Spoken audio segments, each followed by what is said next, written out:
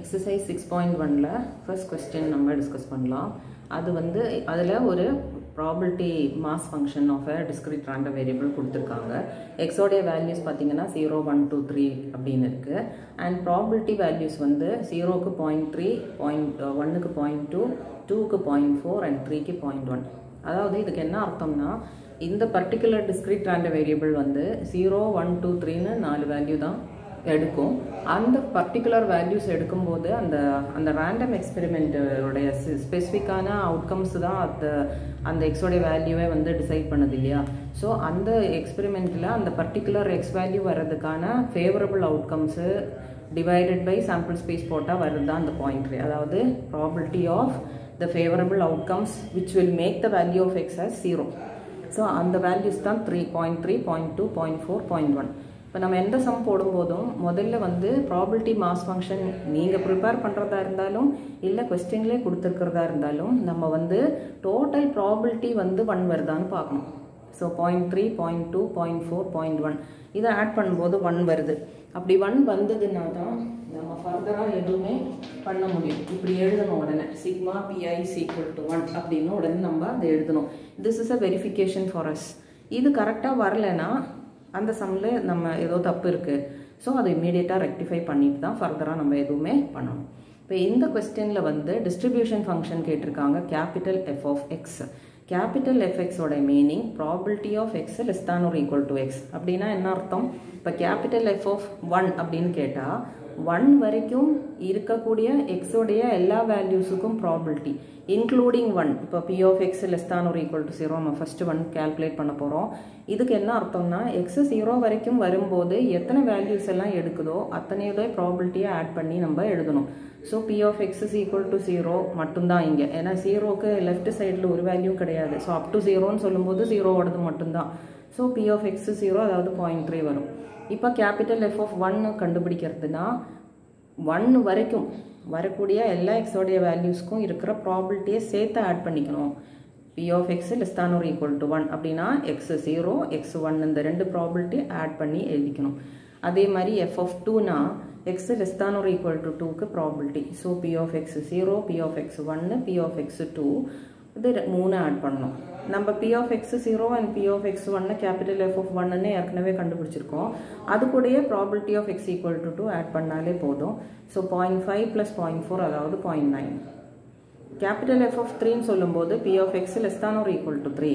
அதாவது இப்போது நம்ம வந்து எஃப் ஆஃப் 2 கண்டுபிடிச்சிருக்கோம். அது கூட P of X equal to 3 add பண்ணிட்டா போதும். ஏன்னா P of X less than or equal to 3 அதாவது கேபிட்டல் எஃப் ஆஃப் 3னா உங்களுக்கு 1 தான் ஆன்சர் வரும். ஏன்னா 3 வந்து எக்ஸோடைய லாஸ்ட் வேல்யூ. ஸோ அது டோட்டல் பண்ணி எழுதுகிற ப்ராபபிலிட்டின்றது 1 தான் அதுக்கு வருது இல்லையா. ஏன்னா இது டோட்டலாக ஆட் பண்ணும்போது 1 வந்தால் தான் இது ஒரு ப்ராபபிலிட்டி மாஸ் ஃபங்க்ஷன்னே நம்ம சொல்ல போகிறோம். ஸோ இதுக்கு வந்து 0.9 + 0.1 ஸோ அது 1 தான் வருது. நம்ம இங்கேயே அது செக் பண்ணியாச்சு டோட்டல் 1 வருதான்னு. ஸோ இங்கே ஆட்டோமேட்டிக்காக நமக்கு 1 வரும்.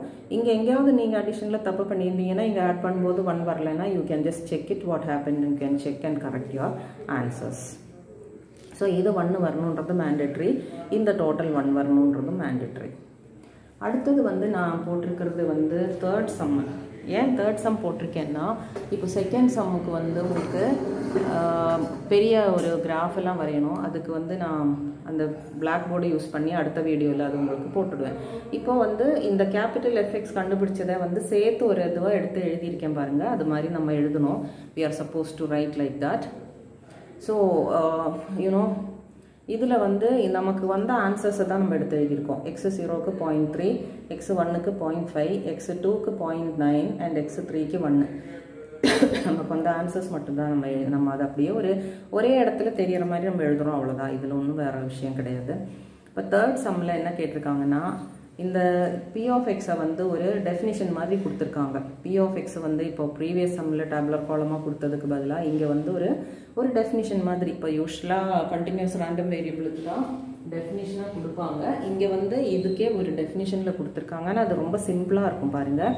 எக்ஸு 2, 4, 6 வரும்போது பி ஆஃப் எக்ஸ் நீங்கள் கே இன்டூ எக்ஸ்ன்னு போடணும். x 8 வரும்போது k into x minus 2 போட்டு கண்டுபிடிக்கணும். equal to 0 otherwiseனா என்ன அர்த்தம்?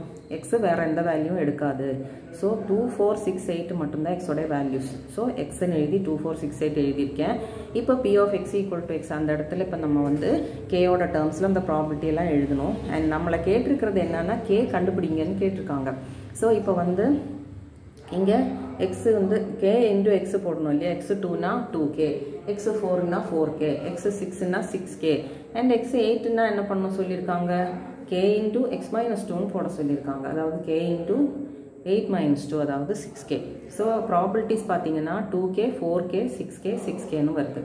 இப்போ நம்ம என்ன கான்செப்ட் யூஸ் பண்ணி இந்த some போடுறோம்னா total probability of any trial, any random variable, total probability of any random variable is 1.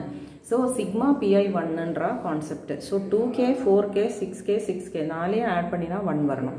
இந்த 4 ஆட் பண்ணும்போது 18k வருது, which means 18k is equal to 1, which means k is equal to 1 by 18. So this is the simplest possible problem. உங்களுக்கு 2 மார்க்ஸில் வரக்கூடிய ஒரு problem இது. ரொம்ப சிம்பிளாக கான்செப்டோட main point வச்சு நீங்கள் பண்ணுற ஒரு சம் இது.